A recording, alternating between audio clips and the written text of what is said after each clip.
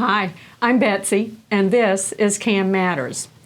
In light of the event in South Florida this week, we are talking with Mark Kramer, an engineer from Vigilant Services, and he's got some important information for us today about buildings, so come join us. Welcome to CAM Matters, Condos, Co-ops, HOAs, and beyond. Betsy Barbieux is an informational leader in Florida on community association living, rights, and obligations. She is an expert on the rights and obligations of owners as well as the association. If you live or are planning to live in the state of Florida, there's a good chance you'll be part of a community association. And by the end of this show, you'll know a little bit more about community associations and why they matter. Welcome to the show. We're so glad that you're here. It's kind of a special edition. Less than a week ago, and we are recording this July 1st of 2021, Surfside Condo collapsed in southern Florida. And while we're not going to speak specifically to that, I mean, the whole reason we've done these shows with Betsy is to talk about preventative maintenance and communication with HOA, and today we have a very special guest, Betsy. We have back with us Mark Kramer from Vigilant Services. And Mark has been with us before. He is an engineer. I can let him give some of his credentials in just a minute. But we wanted to talk about buildings and preventative maintenance and reserves and those kinds of things. So Tell us about yourself. Oh, okay. Well, first off, thank you for having me back. I really appreciate being back. And my business is Vigilant Services. Vigilant Services is a construction consulting business. And I, as an engineer and project manager, bring about 20 years of structures and project management and mechanical experience to my clients through Vigilant Services. And before we go further, we do want to offer our condolences. Absolutely. And that's for sure. That is, and a lot is going to change from the time you probably see this. More information is going to come out. And in no way are we trying to speak to anything legal. No. But we do want to get into, overall, what is your first thought of what this means? Not when I say what happens, I don't mean specifically with that, but what is the nature of the problem? What is this going to mean to the industry? Yeah. Oh, gosh. You know.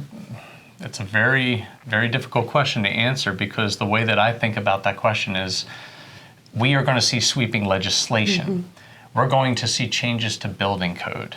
We're going to see, even insofar as the board goes of an association, we're going to see what is the function a little bit more defined probably of a given board member. What are the responsibilities? I can help with that. Yeah, right. Please. Yeah, right. Yeah. And that's a really important conversation because I think that we have to respect that our boards comprise volunteers.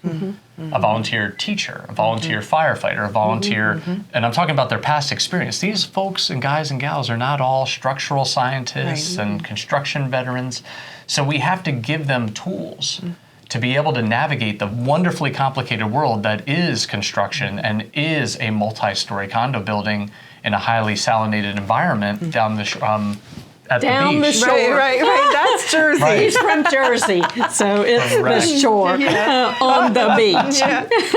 Well, I mean, people who are volunteering for these boards are not expecting to have to deal with things like falling buildings. I mean, this is way above, of course, a volunteer pay grade, you know?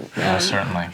The things that you can see, we have reserve studies that you've talked with us about in the past and some things of how to do that.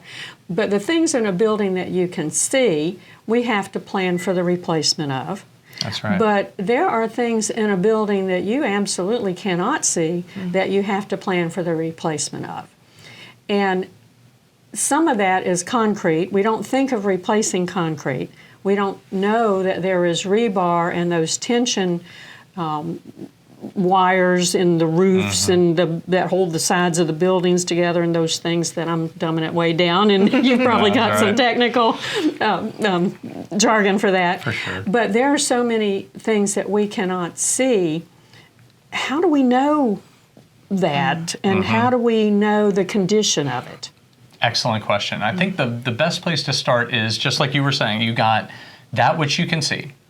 So in a comforting level for a board, the best thing you can do for the things you can see is document on a very, very frequent basis what your building is telling you.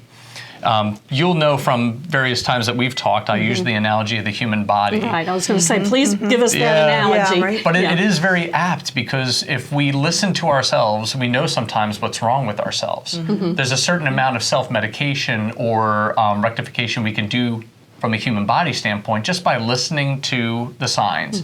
And the building is the same way. If you're seeing what's called spalling in concrete, where portions of the concrete are brittle and breaking away, photo document that. And photo documenting is one of the things that we don't think a lot about unless we're doing an insurance type activity, but the most important thing you can do is do it over time.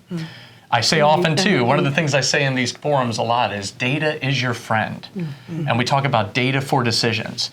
A singular data point does not really make for a good springboard for decisions, but multiple data points over time will tell you, are things getting worse? Are they staying the same? Kind of like time-lapse video. Precisely. You'd be able to see it. And I know there are stalactites.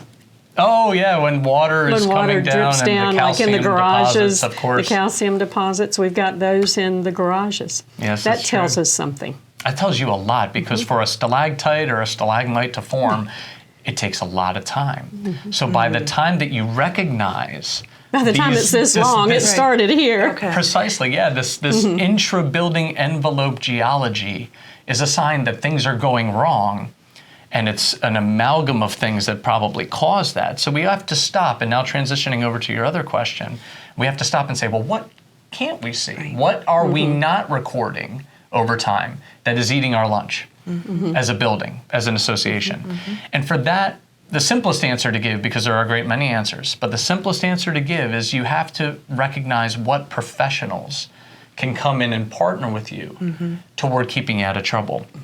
And more so than professionals, just like in the analogy of the human body, we need to get specialists.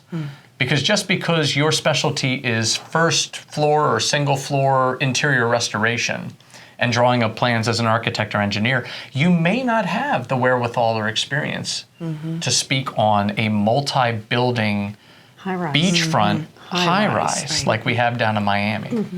And just the quickest little aside on the elephant in the room, when all is said and done, I would imagine that we're going to find not one, not two, but a whole multitude of causal factors contributing to this horrific event. And we'll certainly get to that over time. But knowing that is giving a board strength.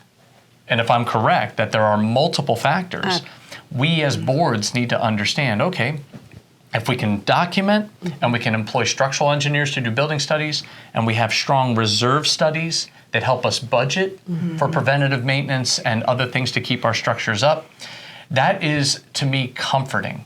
Because we don't want to just focus on one thing when it comes to these complicated structures. We want to be able to focus on the breadth of the foundation, the building envelope, the roof, and everything that makes up the building. I love the fact that you say it's probably more than one thing. You know, there's multiple. Multiple. We need to take these reports, and when they're presented, you know, very seriously. And, you know, I think this is a good time to break and come back and talk about some of the positive things that actually might come out of this now, if we can kind of turn this around and look at it from a different view through, you know, and again, Betsy, I just have to say, we're so sorry for the loss of life, but Absolutely. What can we learn from this, and where can we go from here? So we'll be right back. Are you ready for a new career?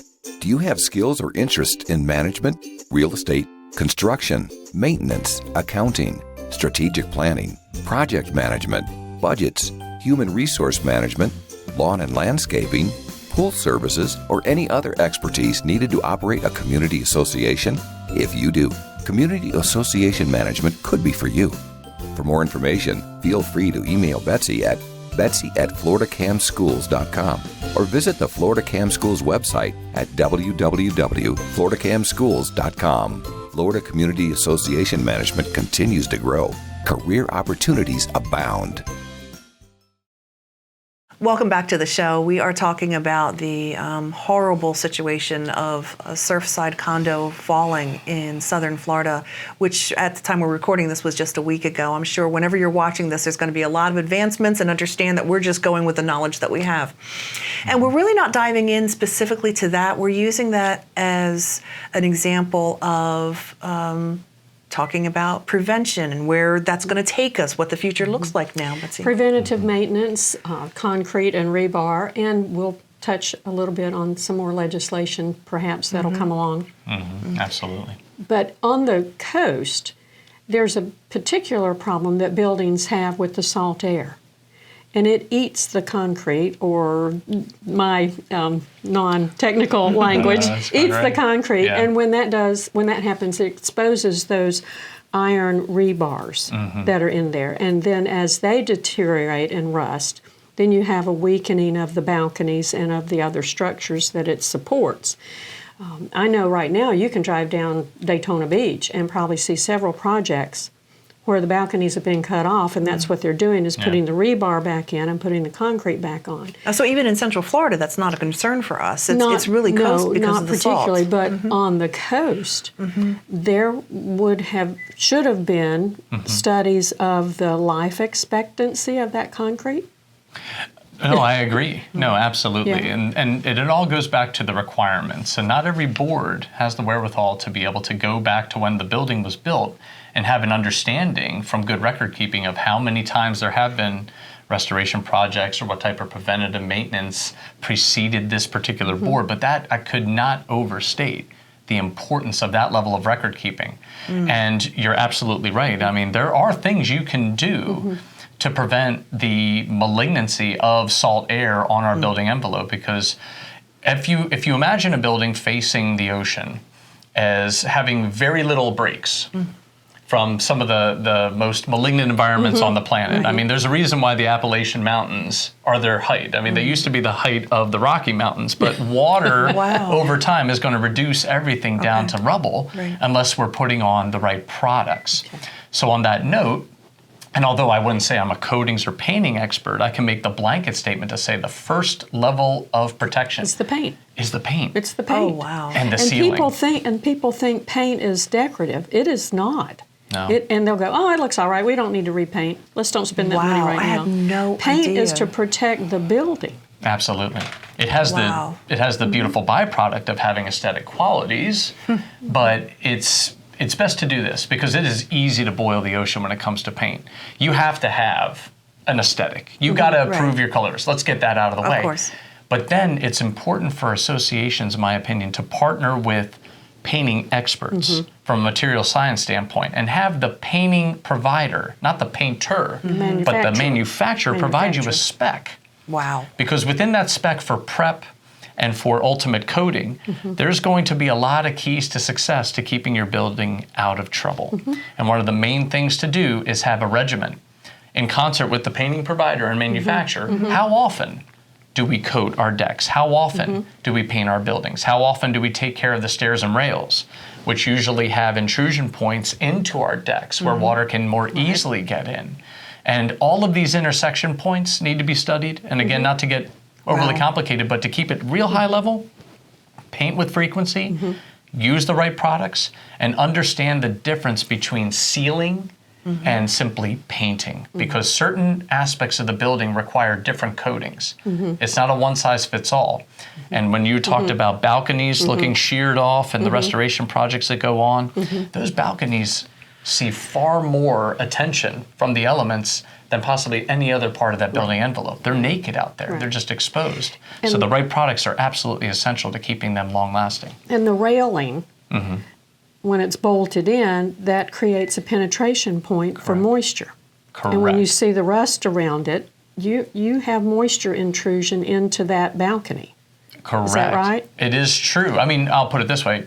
It is very, very likely that you have because some they'll moisture. sit in cups sometimes. And what I see from the specs that are written for balconies and coating, they put a lot of attention on those penetration points and how to prep them and how to seal them ultimately, because we know that that is the path of least resistance for the water to get in and cause the damage that it does to the rebar and ultimately the concrete. And then add on to that wind-driven salt air and all these other things that we don't have to necessarily deal with inland, but not to Sandblasting. Right. Oh yeah, basically Sandblasting. So I'm going to take this to a higher level because y'all are scaring me to death. All right, so let's say, from the higher level, there's someone that's thinking about buying a condo. What questions do you possibly ask about the security Do of they the have building? reserves? And are they using them? Do they Not have just- reserves and are they using them? Right. Absolutely. You have to look at the age of the building and how frequently restorative or preventative actions have been taking place. And I don't know if a board is as readily interviewed by a prospective buyer. Not to that degree. I don't think they are, but these are the right questions to ask if you do have points of contact that will answer them. So how old is the building? What maintenance is done on it? I mean, how do you get to the very security of the building? Do you go, I mean, in this case of, and again, I said we weren't going to speak specifically to Surfside, but you know, if it collapsed from the bottom, how would you, as a possible owner, You Well, don't. You don't. And it wouldn't be really any different than the lack of knowledge of buying a home. okay. You don't know if it's built on a sinkhole, if there's going to, and I'm not saying this was a Right, sinkhole, right, but right. you don't You have don't any idea if it's going to. Okay. You don't, collapse. but I think there's going to be, if I may, I was just going to say, let's move into the positive. Yes. Yes, No, let's do that. I am, Go I am ahead. eternally optimistic, Yes. and it's kind of a difficult statement to make Right. in the midst of such suffering. But we will see. I don't know what the changes are going to be, but we're going to see changes that are designed to, in the former vernacular, keep our buildings up and keep them at highest and best value. But more importantly, and let's get to brass tacks, save lives.